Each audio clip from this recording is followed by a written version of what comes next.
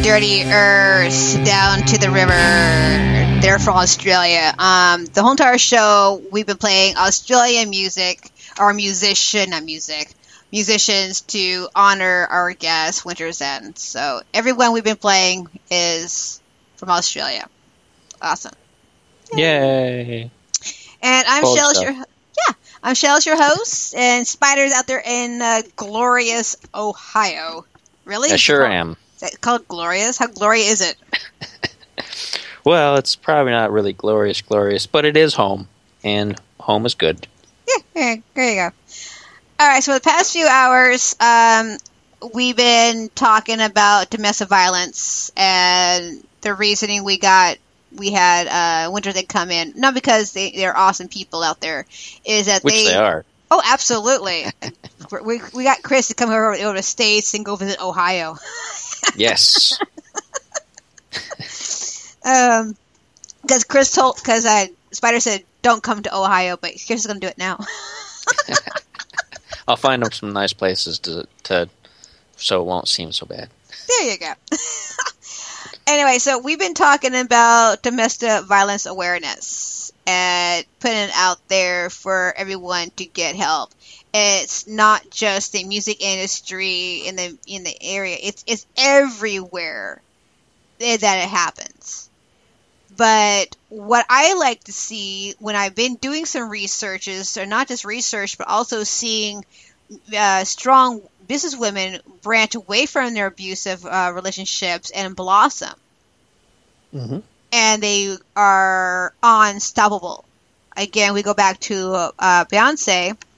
She was in a horrible relationship, and when she got out of it, she played all this music, hurtful thing and all this stuff to heal.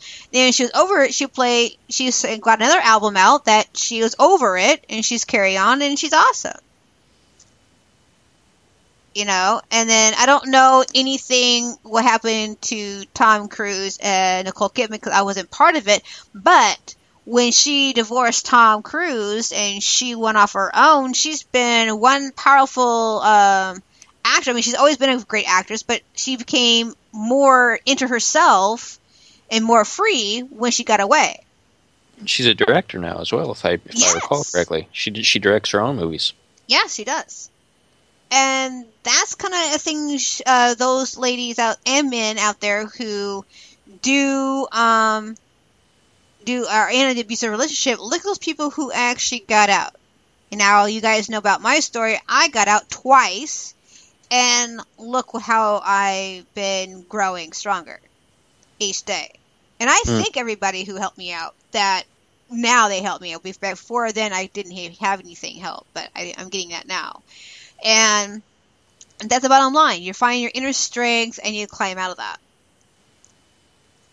Now, earlier in the show, you and I brought up a topic called the Black Dot campaign. Yes. And it looks like it grew into a very dangerous viral hoax. Oh. Yeah. Uh-oh. It was basically out there to help young women to the black dot on the hand. It lets professionals know that you're really a vulnerable domestic violence survivor and that you need help, but you can't because your abusive is watching your every move.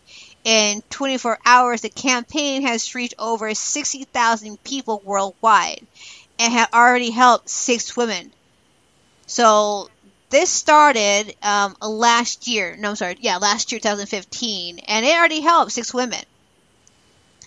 But the pros and cons of that campaign is that, well, what if your abusive relationship partner knows about this and checks your hand?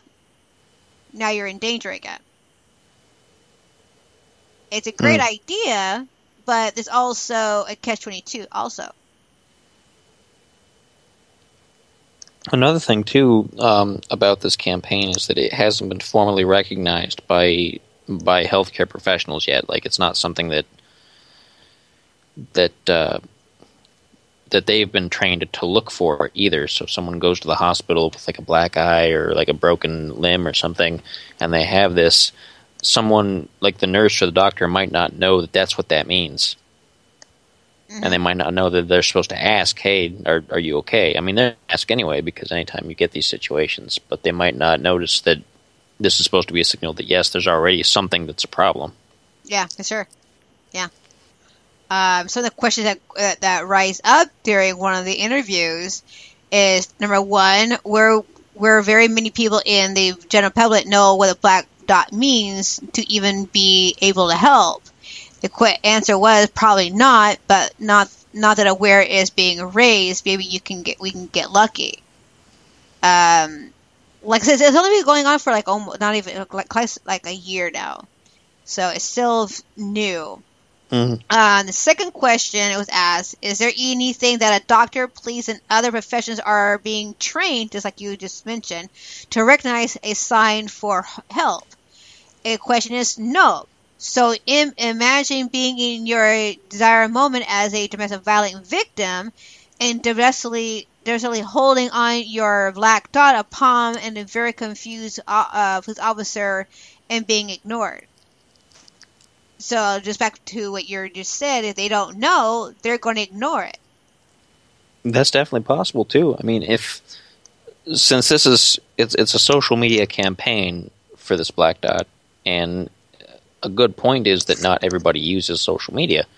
A lot of times, even like professionals like the police or doctors or people in those kind of industries actively avoid things like that, not because they don't want to be a part of social media, but because they can become targets or they can get involved in things that they really shouldn't, and they need to keep an objective view.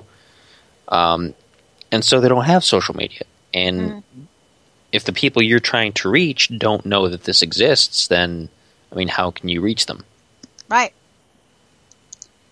And now, if anyone out there has any questions or concern about this topic, here is our phone number, 360-464-4216. Another question that was raised is number 3, don't abusive people have internet too? The answer of that, and if the black dot trend actually does become well known, is there a chance they'd known what it meant, possibly putting you at risk? Going more deep into that question, or to the answer, not here to be poo-poo all over a well-intent idea. Domestic violence survivor myself, with the person who's being interviewed, is always happy with a public discussion how to help people in dire needs. And the public really does love Herrick secret message keeper. Remember the pizza ordering lady? I don't remember that lady, but anyway, this was a quick thing. But I feel responsible to say the black dot is streaming a long shot. And if you are in any situation considering using a method, please consider some other options below too. If you have, they're basically saying it can help, but if it's get more spread out, and your partner knows what that black dot means, again, you can put yourself in jeopardy. Yeah, this goes back to what we said earlier on in the show. You should. And it's funny sometimes that we always say you should do this and you should do this, and it sounds like we're really kind of pushy about it, but really for yourself, you should seek out help. And if something that you're doing to try to seek help is something that's easily caught on by the person who's preventing you from getting help, then that's not really going to help you much. So you have to definitely kind of think outside the box a little bit. If you can't just step out and talk to somebody, which a lot of people can't. I mean, a lot of people either are shy or they get anxious or they just, there's other reasons why they can't just come out and say something. Come up with something that's comfortable for you. Like do something that takes that first step without kind of violating that comfort zone. But even then, you kind of do need to take a step out of that comfort zone, because being in that relationship is not in your comfort zone to begin with. Like, you have no comfort zone. Yeah, for sure. I mean, I talked earlier about my abusive relationships. I felt like I was going home to a war zone and not home. I didn't feel safe. But with my marriage, I didn't know where to go. My safest place was going to work, put myself into my work, to my job. It's probably why I'm so keen on keep myself busy now. I'm so used to it. I'm staying busy. I'm keep on doing it. So that's what I block everything out, and I'm so focused on what I'm doing. And you feel you have no way out. There's people out there say, yeah, you do have a way out and you can leave. And again, it's not always an easy thing to leave, because if you have kids on top of that, what are you going to do? Mm-hmm.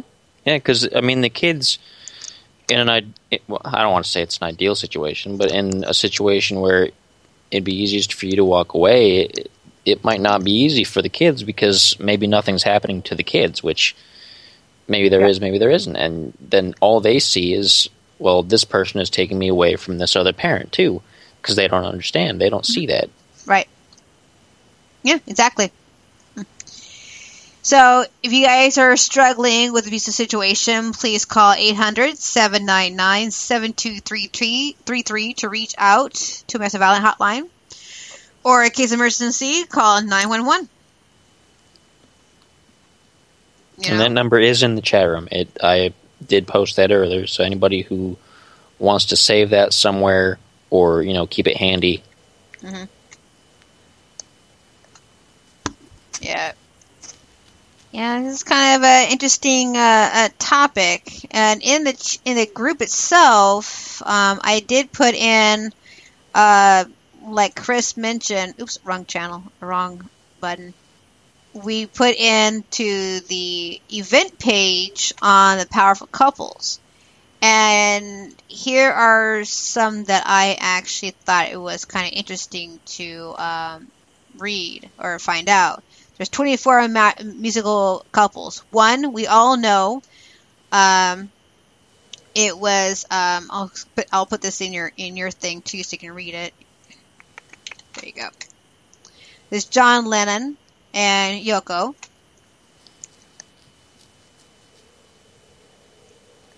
They were a powerful couple, and it was the last album. In the weekend, in me, we're celebrating the 30th anniversary of John Lennon and Yoko's album Milk and Honey. Released in 1984, it was the last album John recorded before his death in 1980. In the honoring the Lovebirds, here are 23 more powerful couples. Of course, there's Beyonce and Jay-Z. When they met, when they track Bonnie and Clyde in 2002, they record Crazy in Love together 2003, got married 2008, had a baby Blue in 2012. Their pair worked together again on Beyonce's track Drunk on Love on 2013, when Jay convincingly mentioning iconic musical couple like Tina and Ike. Kind of reverse.